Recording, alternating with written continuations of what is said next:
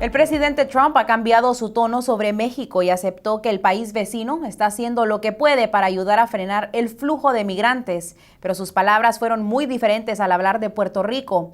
Para los gobernantes de la isla, solo hubo críticas y reclamos. Desde Washington, Randy Serrano con la información.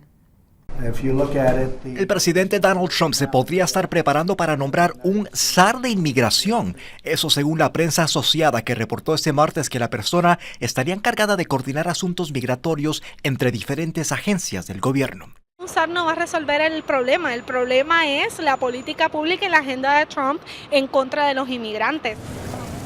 El nombramiento se daría en medio de lo que la Casa Blanca llama una crisis en la frontera que ha llegado a su punto de quiebre. If we don't make a deal with Congress, the border is going to be closed, 100%. El presidente volvió a recalcar este martes que si no llega a un acuerdo con el Congreso, cerrará la frontera 100%. El mandatario suavizó su tono con México, diciendo que tras muchos años ese país está deteniendo grandes cantidades de gente en su frontera sur. Pero mientras que tuvo cosas positivas que decir de México, el mandatario solo tuvo críticas y reclamos para Puerto Rico.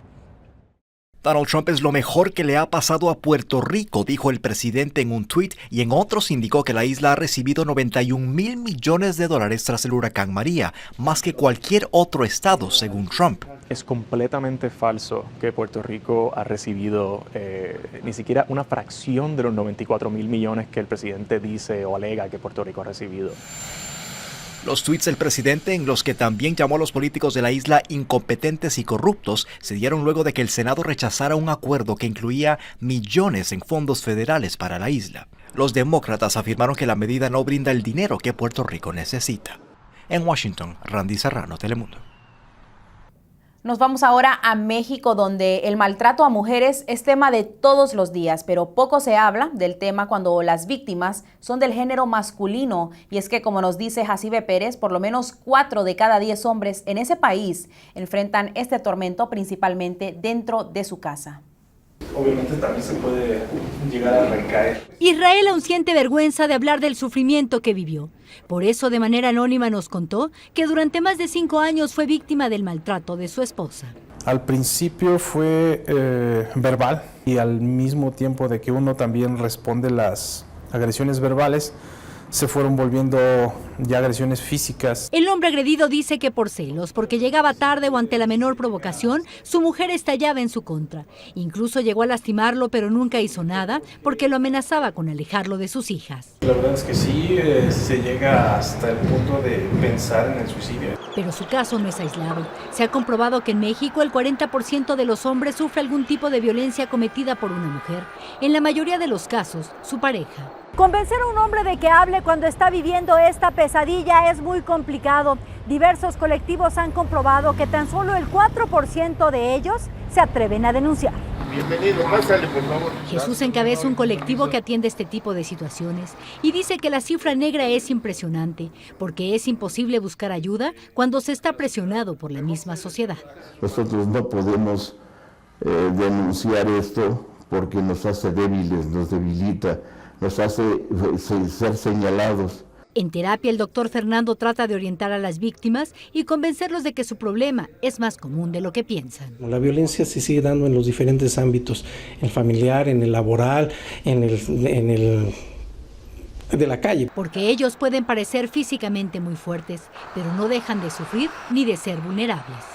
En México, Jacibe Pérez, Telemundo.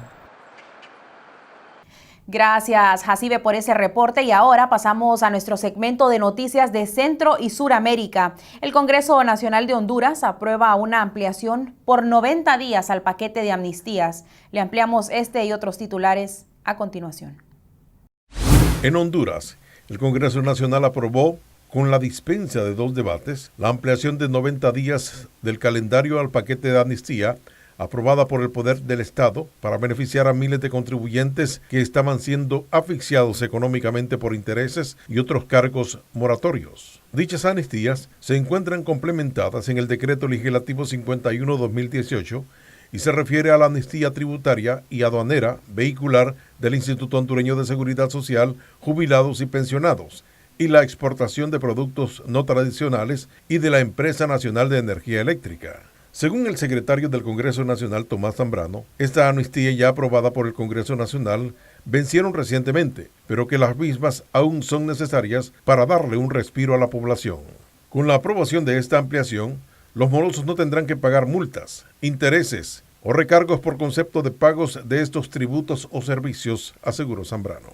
Y en Venezuela, la oficialista Asamblea Constituyente despojó de su inmunidad al jefe del Parlamento, Juan Guaidó, reconocido como presidente interino de Venezuela por casi 50 países, y autorizó al máximo tribunal a enjuiciarlo penalmente por usurpación de funciones. La constituyente aprobó por unanimidad autorizar la continuación del enjuiciamiento penal del diputado Guaidó por parte del Tribunal Supremo de Justicia, anunció Diosdado Cabello, presidente del órgano que rige en Venezuela como poder absoluto. Y en Argentina, un tribunal de Argentina rechazó un nuevo pedido presentado por la defensa de Florencia Kirchner, la hija de los expresidentes argentinos Néstor Kirchner y Cristina Fernández, para que la joven se quede en Cuba hasta que reciba el alta médica. Fuentes judiciales de la defensa de Florencia Kirchner, de 28 años, confirmaron que el Tribunal Oral 5 de Buenos Aires, que la debe juzgar, rechazó darle una prórroga para que pueda seguir con estudios médicos en Cuba.